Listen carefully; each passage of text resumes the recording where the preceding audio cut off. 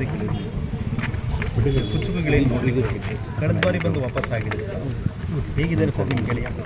ಬೇಜಾರಾಗಿದ್ದಾರೆ, ಮಾಡಿದ್ರೆ ತಪ್ಪಿಗೆ ಪಶ್ಚಾತ್ತಾಪ ಹಂಗೆ ಅನಿಸುತ್ತೆ ನಮಗೆ.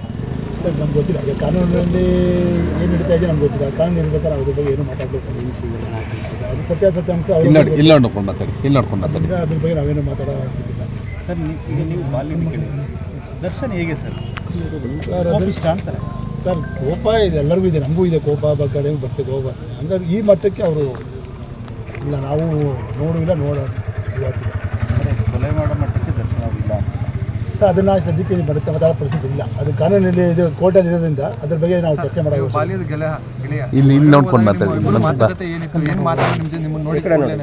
ನೋಡಾಗ ಅದು ಒಂದು ಸ್ವಲ್ಪ ಇಂಡಸ್ಟ್ರಿ ಬಗ್ಗೆ ಕೇಳಿದ್ರು, ಸಿನಿಮಾಗಳು ಹೆಂಗೆ ನಡೀತಾ ಇದೆ, ಏನು ಕತೆ, ಇಂಡಸ್ಟ್ರಿ ಹೇಗಿದೆ ಅಂತ. ಇಂಡಸ್ಟ್ರಿ ಬಗ್ಗೆ ಎಲ್ಲೂ ಇಂಡಸ್ಟ್ರಿ ಬಗ್ಗೆನೇ ಕೇಳಿದ್ರು ಅವರು, ಹೆಂಗಿದೆ, ಏನು ನಡೀತಾ ಇದೆ, ಯಾವ ಸಿನಿಮಾ ರಿಲೀಸ್ ಆಗ್ತಿದೆ ಅಂತ.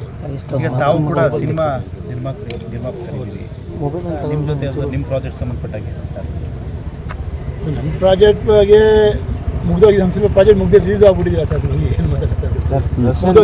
ದರ್ಶನ್ಗೆ ಪ್ರತಿಯೊಂದು ಏನು ಬೇಕಾದರೂ ವ್ಯವಸ್ಥೆ ಮಾಡ್ತಾ ಇದ್ದಾರೆ ನೀವೇ? ಪ್ರತಿಯೊಂದು ಏನು ಬೇಕು ವ್ಯವಸ್ಥೆ ಮಾಡ್ತಿದ್ರೆ ಏನು ಅವರಿಗೆ ಆಗು ಹೋಗುಗಳು, ಕಷ್ಟ ಸುಖ ಇದ್ದೋ ಸರ್. ಈಗ ಜೊತೆಲಿ ಇದ್ದೋ, ಅವಾಗ ಕಷ್ಟ ಸುಖ ಇದ್ದೋ. ಈಗ ಅವ್ರು ಇರೋ ಪರಿಸ್ಥಿತಿಲಿ ನಮಗೆ ಏನು ಮಾತಾಡ್ಸಿದ್ರೆ ನಾವು ಇಲ್ಲ, ಟೈಮ್ ಬಂದು ಮಾತಾಡೋಣ. ಮೊದಲನೇ ಸಲ ನಿಮ್ಮನ್ನು ನೋಡಿದಾಗ ಅವ್ರು ಏನಂದ್ರು, ನಿಮ್ಮನ್ನು ಹೇಗೆ ಮಾತಾಡಿದ್ರು?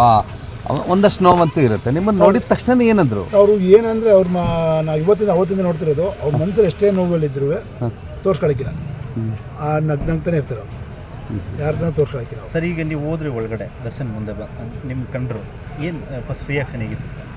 ರಿಯಾಕ್ಷನ್ ನೋಡಿದಾಗ ಸ್ವಲ್ಪ ಬೇಜಾರಾಗಿ, ನಮಗೂ ನೋಡಿದಾಗ ನಮಗೂ ಸ್ವಲ್ಪ ಕಣ್ಣು ನೀರು, ನಮಗೂ ಬೇಜಾರಾಗ್ತದೆ ಅಲ್ವಾ? ದರ್ಶನ್ ಕಣ್ಣ ನೀರು ಹಾಕ್ತಾರೆ, ಕಣ್ಣು ನೀರು ಹಾಕು. ನಮಗೂ ಒಂದು ಸ್ವಲ್ಪ ಸ್ಥಿತಿ ನೋಡೋಕೆ ನಮಗೂ ಒಂಥರ ಬೇಜಾರು. ಸ್ಥಿತಿ ನೋಡೋಕ್ಕೆ ನಿಮ್ಮನ್ನು ಏನಂತ ಕರೀತಿದ್ರು? ಇಲ್ಲೂ ನಿಮ್ಮನ್ನು ಅದೇ ರೀತಿ ಅದೇ ಏನಂತ ಕರೀತಿದ್ರು? ಹೊರಡನೆ ಕಾಡು ಅಂತ ಕೂಗ್ತಾರೆ, ಅಲ್ಲೂ ಕಾಡು ಅಂತಲೇ ಕೂಗ್ತಾರೆ. ಕಾಡು ಬಯಲಿ ಅಂತ ನೀವೇನು ಕರಿತಿದ್ದೀರಿ?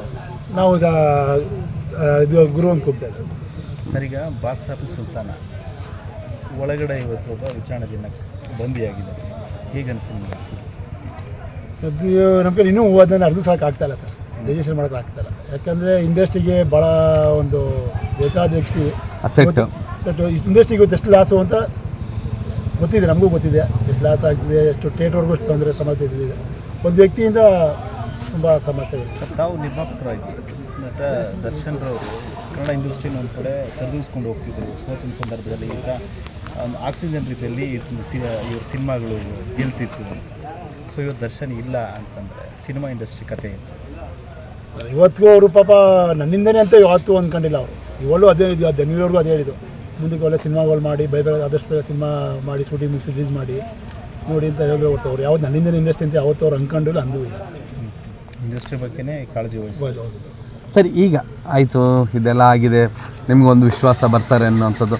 ಇದ್ರ ನಡುವೆ ನೀವು ಏನಾದರೂ ಬೇರೆ ಆಲೋಚನೆ ಮಾಡಿದ್ರೆ ಬಂದ ತಕ್ಷಣ ನಿಮ್ಮ ಗೆಳೆಯನಿಗೋಸ್ಕರ ಏನಾದರೂ ಮಾಡಬೇಕು ಪ್ರಾಜೆಕ್ಟು, ಅಥವಾ ಪ್ರಾಜೆಕ್ಟ್ ಬಗ್ಗೆ ಆ ರೀತಿ ಏನಾದರೂ ಯೋಚನೆ ಇದೆಯಾ? ಮಾತುಕತೆ ಮಾಡಿದ್ರೆ ಸರ್, ಈಗ ಕಮಿಟ್ಮೆಂಟ್ಗಳೇ ಅವ್ರದ್ದು ತುಂಬ ಇದೆ. ಫಸ್ಟ್ ಆ ಕಮಿಟ್ಮೆಂಟ್ ಮುಗಿಸಿ ಅವ್ರದ್ದು ಕಮಿಟ್ಮೆಂಟ್ಗಳು ತುಂಬ ಇದೆ.